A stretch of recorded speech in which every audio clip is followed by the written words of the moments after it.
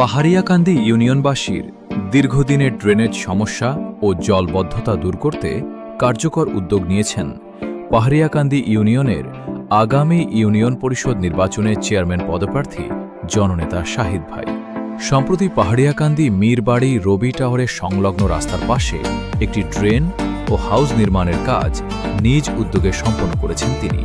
দীর্ঘদিন ধরে উক্ত এলাকায় টেকসই ড্রেনেজ ব্যবস্থা না থাকায় সামান্য বৃষ্টিতেই পানি জমে রাস্তার স্বাভাবিক চলাচল ব্যাহত হতো এবং পথচারী ও স্থানীয় বাসিন্দাদের চরম দুর্ভোগ পোহাতে হতো। এলাকাবাসীর এই ভোগান্তির কথা চিন্তা করে শাহিদ ভাই দ্রুত সরজমিনে পরিস্থিতি পরিদর্শন করেন এবং কার্যকর পদক্ষেপ গ্রহণ করেন। ড্রেন ও হাউস নির্মাণের কাজ সম্পন্ন হওয়ায় বর্তমানে পানি নিষ্কাশন ব্যবস্থা উন্নত হয়েছে, যা এলাকার সাধারণ মানুষের চলাচলাকে অনেক সহজ ও সুবিধাজনক করে তুলেছে।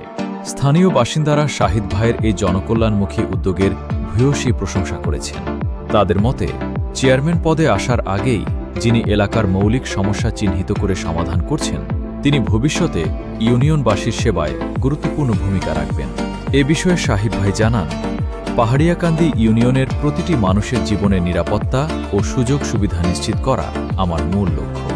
মীরবাড়ি রবি টাওয়ার সংলগ্ন রাস্তার পানির সমস্যাটি স্থানীয়দের জন্য বেশ কষ্টদায়ক ছিল। আমি আমার সাধ্যমতো চেষ্টা করেছি এই ভোগান্তি দূর করতে। আগামীতেও পাহাড়িয়াকান্দি ইউনিয়নকে একটি আধুনিক ও সুন্দর ইউনিয়ন হিসেবে গড়ে তুলতে আমি সুখে দুঃখে আপনাদের পাশে থাকতে চাই। জনস্বার্থে নেওয়া এই ড্রেন ও হাউস নির্মাণ কাজ সম্পন্ন হওয়ায় এলাকাবাসী শাহিদ ভাইয়ের প্রতি ধন্যবাদ ও আন্তরিক কৃতজ্ঞতা জ্ঞাপন করেছেন।